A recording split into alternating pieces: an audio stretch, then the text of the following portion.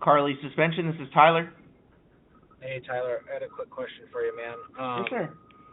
So I'm out in Montana in Billings, and I'm pretty interested in your backcountry kit, and I have a couple questions. Okay. Because I'm trying to deal with a local shop here, and they're claiming that they can't get your guys' parts, which is annoying because I have a buddy that has the backcountry and really enjoys it on the same truck that I have, a 2020 F250. Okay. So I guess my questions for you, number one, are, like right now I have those stupid pucks in there that level me out at 2.5 inches, and my truck is, from the naked eye, it's pretty much completely level. It just doesn't ride great during hunting season on dirt roads. So my question to you is, did you guys, for the 2020 models and newer for Ford, for the diesels, did you guys go 3.5 because 3.5 is level, or is that just propping the end up slightly higher? So is your truck a standard 250 or is it a 350? So I have a standard, it's a 2020 F250 diesel platinum. Okay, and you don't have the upgraded hauling package where you have 350 leaf springs in the rear, or do you know? I don't know, but I don't know. I bought this truck in 2020. I said, get me the best 250 you can get, and this Gotcha. is what I had. Okay, so the key difference there is in the rear. The 250s come with a 2-leaf main pack, and then it's got an overload spring as well. The 350s come with a 3-leaf main pack. So they sit a little bit taller in the rear from the factory.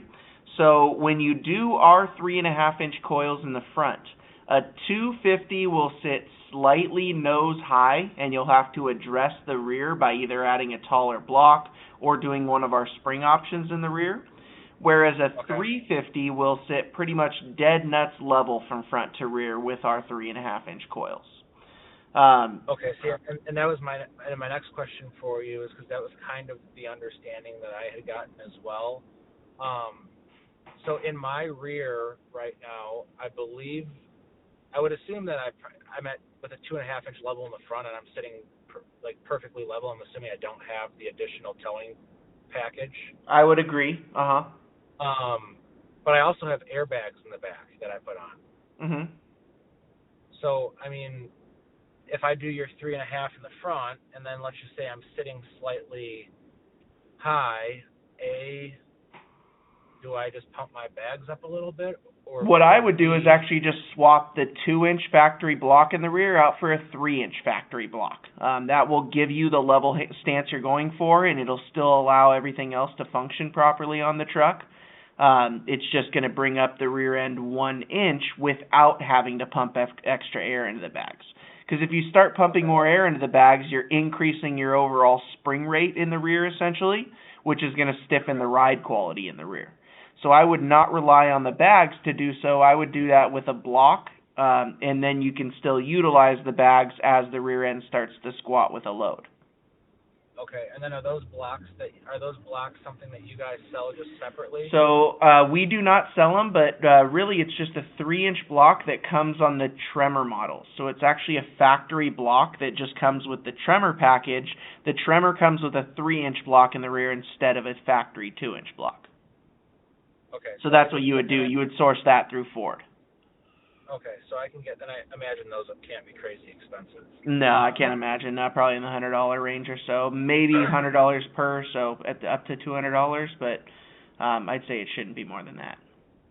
Okay, and then my next question for you is because I'm basically because these guys in town, because I'm not doing the work myself, I don't have time. Mm-hmm. Basically, just these guys that are doing the work, they use Ready Lift, which I'm indifferent about. So basically, the setup that I have right now with them, the stuff that I ordered, I mimicked your backcountry package, and I basically did the 2.5-inch Ready Lift level. That's the coil version, not the block version in the front. And then I copied your guys' Fox 2.0s with the reservoirs in all 4 corners. So That's not going to be really or comparable at all. Reason being is with our systems, we utilize a lighter spring rate on our coil springs. We go with a lighter spring rate than the factory coils. That's what actually softens the ride quality on the truck. And then we take the Fox shocks and we custom tune them based on the spring rate we're providing and the weight of the vehicle. We do this based on a seat of the pants feel. So we literally put those shocks on the truck with our coil springs, and then we drive the truck around and continuously retune until we're happy with the ride quality that we get from that shock package. Once that is all tuned and we're happy with the ride quality, we send those specs into Fox, and we have them produce all of our shocks specifically related to that backcountry for that truck and put that same valving in them. So the secret sauce here is the fact that we're using a lighter rated coil, and then we're custom tuning our shocks, and then all the auxiliary components that come with it are going to be for proper geometry and also for improved drivability and handling in the truck. So just because you put together a package with coil springs and shocks through ReadyLift does not mean that it's going to be even, remotely comparable to ours. Because ours is a suspension system where theirs is just a lift to get the truck up off the ground. None of those parts are going to be customized the same way ours are. Okay, see, that's exactly what I wanted to know. Because then my next question was if I just ordered the coil springs for you guys, could I put those coil springs on with the ReadyLift stuff? But then it makes sense because then it's not tuned properly. So, well, that's where you have the coil springs to soften the ride at that point, but then the shocks are not custom tuned around that spring rate. So the shocks are not going to control that spring rate properly. I mean, the only way to really get the ride quality that you expect from a Carly system is to utilize both our coils and our shock package to ensure everything works together right. There is the other side of it as well, is the fact that everything that we're doing here is making sure that proper geometry is retained. A lot of those kits out there will do like a track bar drop bracket instead of doing an adjustable track bar, which in turn ruins the factory geometry between the steering and the track bar. So drivability and steering are going to be affected as well. If you're looking for a shop that's very familiar with our stuff, if you're looking to do a Carly system in particular because you want that ride quality out of the truck, I would recommend reaching out to the guys at Torque King 4x4 in Billings. They have sold our products for a long time, and they're very familiar with our brand. They should be able to get you all squared away with a Carly system built exactly as we tested and designed it here. Okay, that's exactly what I wanted to know, because I don't like the idea of trying to piece this shit together and then have it not right on a truck that's nice. It just doesn't right, yeah. I mean, you're working with a $100,000 truck nowadays to piecemeal stuff together. It just doesn't make sense. Exactly. Okay, so then let me ask you this. Mm-hmm. So if I talk to Torque Kings and go from here, so if I basically just want to soften my ride, mm-hmm. and I do the Carly, I do your guys' backcountry package, to really just soften my ride where 90% of it's highway driving, and then I hit dirt roads during hunting season out here. Yeah, when you're hitting dirt roads, are you trying to rally the truck at high speeds, or are you just trying to get to your camping or hunting spot, whatever it may be? I'm just riding flat dirt roads where I'm not going over big rocks and stuff like that. It's just bumpy and not graded. Mm-hmm. Well, since you're towing, man, what I would do personally is I would say the commuter system would suit you better. The commuter is going to be specifically tuned for the softest ride quality that we offer on the highway. There was no emphasis on high-speed off-roading or rallying the truck by any means when we were tuning the shocks.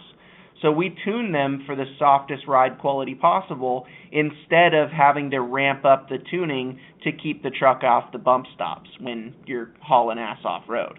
So the commuter on the highway, especially if you're going to be utilizing factory leaf springs in the rear to ensure that you have factory capacity, the commuter kit's actually going to give you a better highway ride overall. and it'll still be improved handling off-road. It's just not going to be, keeping you off the bump stops if you try to haul ass and you come up on a rut real quick or anything like that. So for what you're doing, it sounds like the commuter is better suited for you. So let me ask you this: if I don't care about, is it a bad choice doing the backcountry if I don't care about the extra couple $100?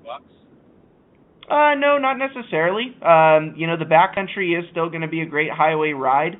It's just the tuning is ramped up a little bit to keep you off the bump stops.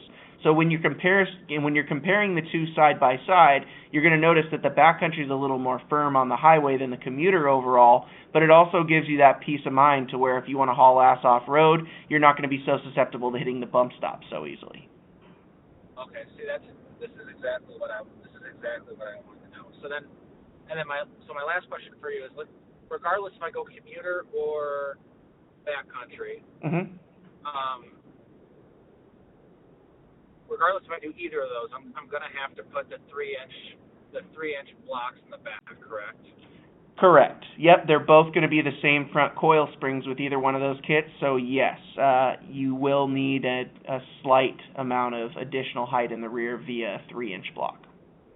Okay. And then if that's my goal, so just highway driving, and then I don't even call it off-roading, just driving dirt roads ungraded dirt roads for hunting. Besides for the blocks in the back, I don't have to mess with anything else, because like when I go and play with your package online, you do bang bang bang, and next thing you know it's like $4,700. Right. So the only thing that's 100% necessary is the sway bar option. So the sway bar option, as far as a budget-friendly option is concerned, you could do the sway bar drop brackets. Those will allow your factory sway bar to cycle and move properly with the increase in wheel travel that you get from our kit. So the sway bar drop brackets would be bare minimum. As far as complementing that system best, as far as like options are concerned, the options I'd recommend would be the torsion sway bar and the steering stabilizers.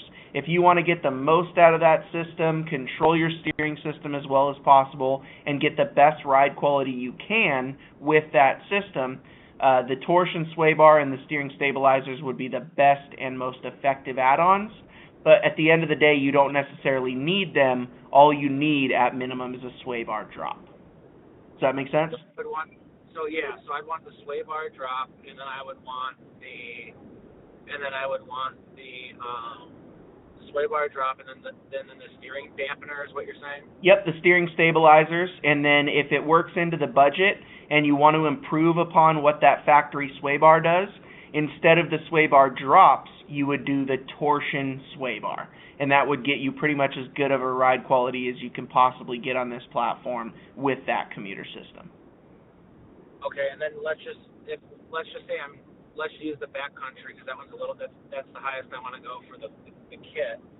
So what would I be looking at then from Carly's point of view? Obviously not labor, but what would I be looking at for that with the sway bar that you said?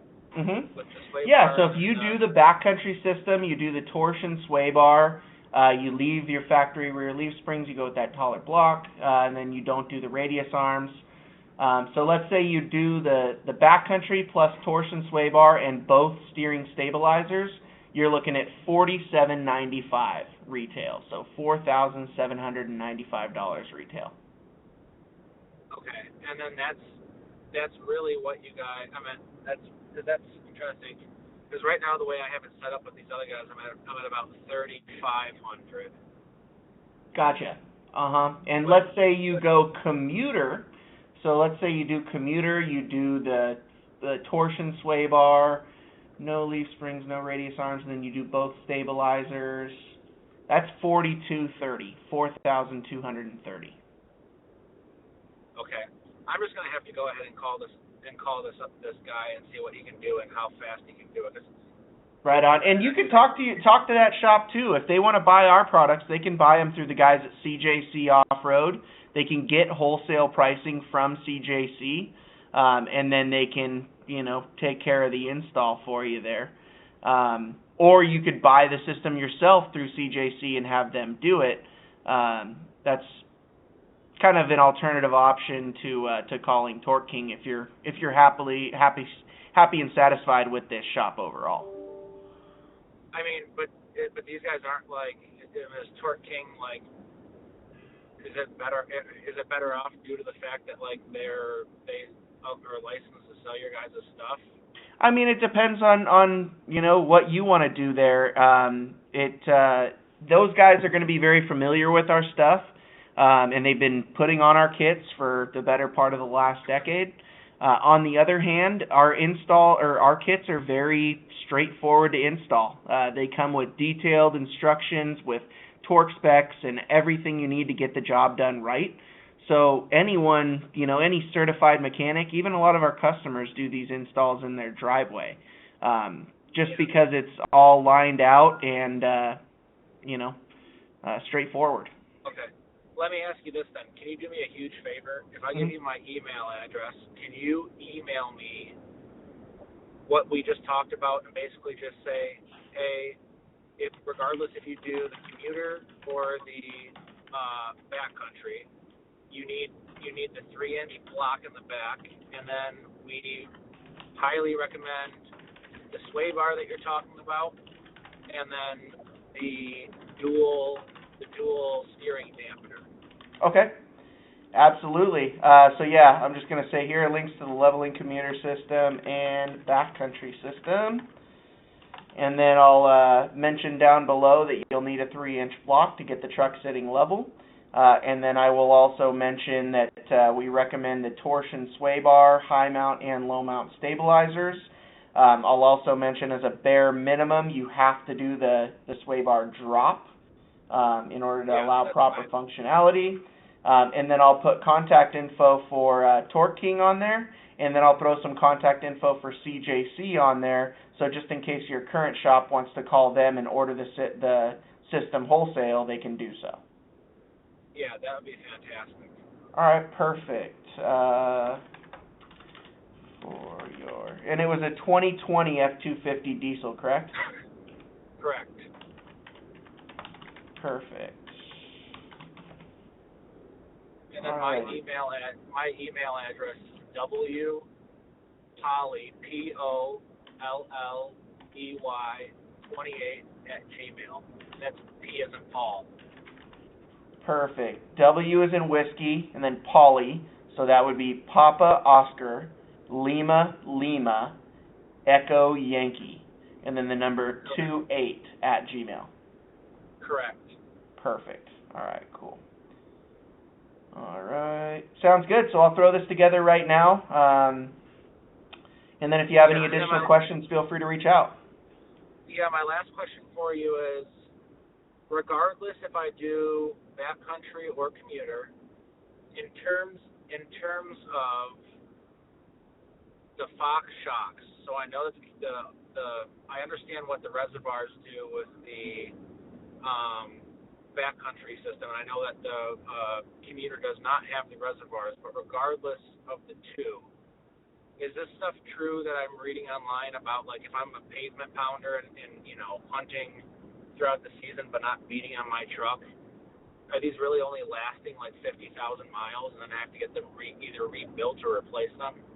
I'd say 50 to 100,000 miles is kind of a good broad range to give. Environment is going to play a huge role in that.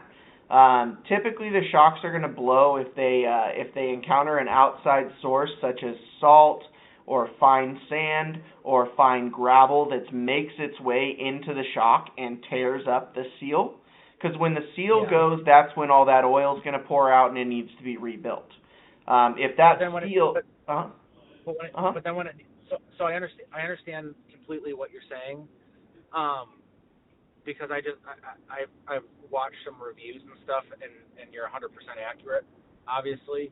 But when it needs to be rebuilt, am I just SOL then for a couple weeks with my truck? I mean, what do I do? I take it to a shop and have them pop it off, and they tell me it's 2 weeks? So it really all depends. A lot of customers, when they are kind of faced with a rebuild, they'll buy like the cheapest set of shocks that they can find. Like, if you want something that's cheap but at least a solid shock, a lot of customers will go with like a Bilstein 5100.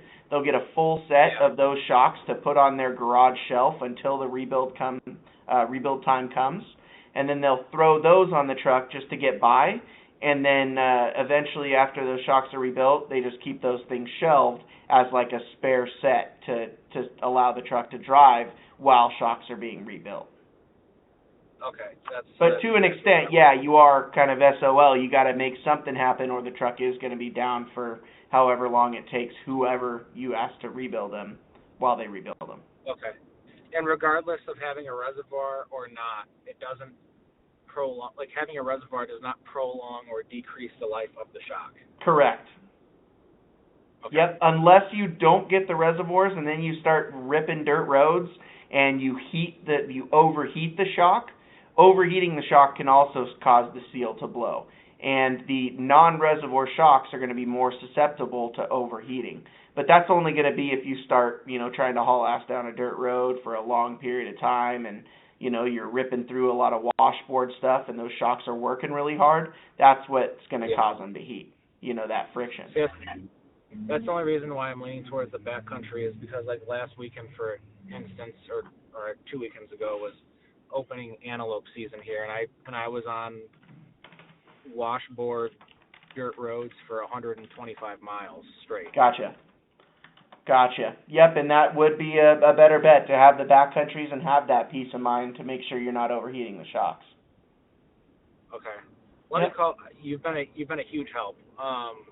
Let me call, because I want to do this right, and I know that the ready lift stuff, I don't care what anybody says, the springs suck, so, and it's not going to be in tune, and it's not going to be done right, and I'm not paying $3,500 to have it jacked up when I can pay an extra $1,000 and have it done right. So right. let me, I mean, the guys just ordered, the shop just ordered the parts for me like 2 days ago. I can't imagine if I call them and cancel my order. I'm sure they might be pissed off, but I have to believe that they give me my money back, right? Everybody's going to be a little bit different, and without knowing these guys, I couldn't tell you. Yeah, it's Rocky Mountain Truck Supplies. That's like a national brand. Gotcha. Well, that's a better bet at least. I'm not familiar with them though. I've never dealt with them. Okay, let me call this other guy and see what his availability is and if he can do it quickly. And then if not, then I'll talk to these guys going through that CJC, and then I will physically show them your email. Perfect. Right on. So I'm going to put it together right now. First thing I'm mentioning under the kits is, in addition to the base kit, the bare minimum option will be the sway bar drop brackets. I'll put a part number, and then I'll explain why you can add on, instead of the sway bar drop brackets, you can do the torsion sway bar and the steering stabilizers to get yourself the best ride quality and drivability possible. And I don't even want to do the drop down. I want to do the torque. Just put in there. Okay, perfect. I'll put the best stuff in there. Perfect. Yeah, say at bare minimum, because you factored that into that $4,700, right? You got it. Yep. Okay, so then just do that. Perfect. All right, cool. Sounds good. I'll put this together right now, and then I'll put both Torque King and CJC's info in there. Okay, thank you so much. I appreciate it. Right on. Have a good one, sir. All right, you too, buddy. Thanks. Bye-bye. Thank you. Bye-bye.